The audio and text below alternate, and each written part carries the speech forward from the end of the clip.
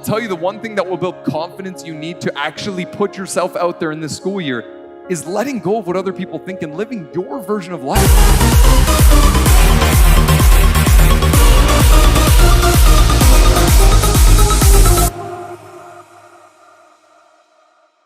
Watered down version of what their family pushes them to be or what society suggests them to be, as opposed to being their own person.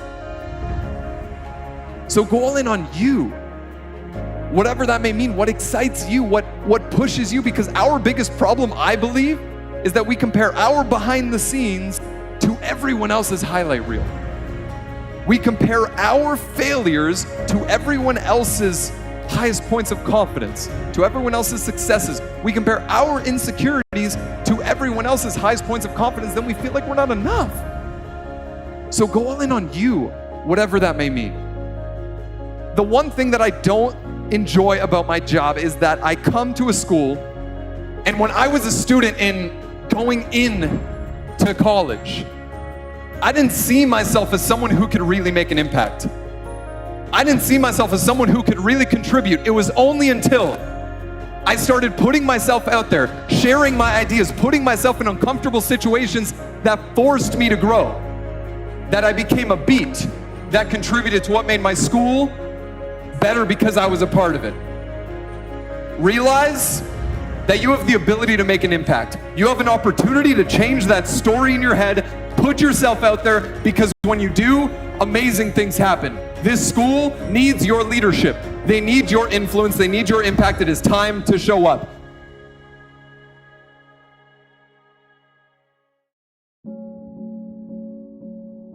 We're all carrying things in our pack. All of us are carrying these stories that are imposed by other people, by friends, by family, by society, by Instagram. And what happens is, when we are faced with a challenging situation, we approach it with all of that stuff. Some of you believe the stories that you've made up in your own head. The story of I'm not good enough. The story of I'm not academically inclined. The story of I'm not a morning person. The story of I can't really make new friends. The story of I can't really have an impact on the people around me. And now listen, I want to be abundantly clear. I'm not the guy that's going to come in here and tell you what stories to tell yourself, but I want you to get back to the place where you can start telling yourself better stories. Stories that you are enough, that you are charismatic enough, that you are courageous enough, that you aren't like them, and that's okay because you are like you.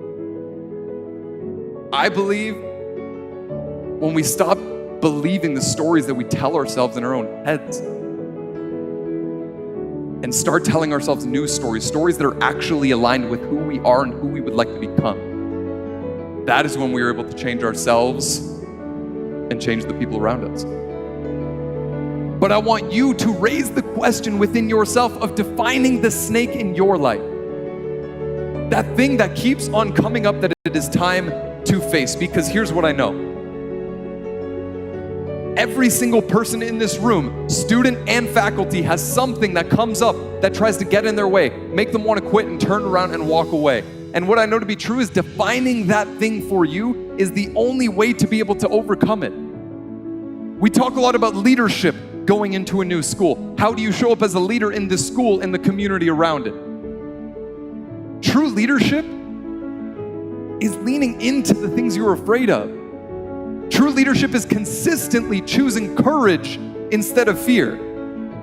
True leadership is having the courage, the audacity to take on challenges, things that don't make you feel good, while inspiring other people to do the same. It takes courage to make a new friend.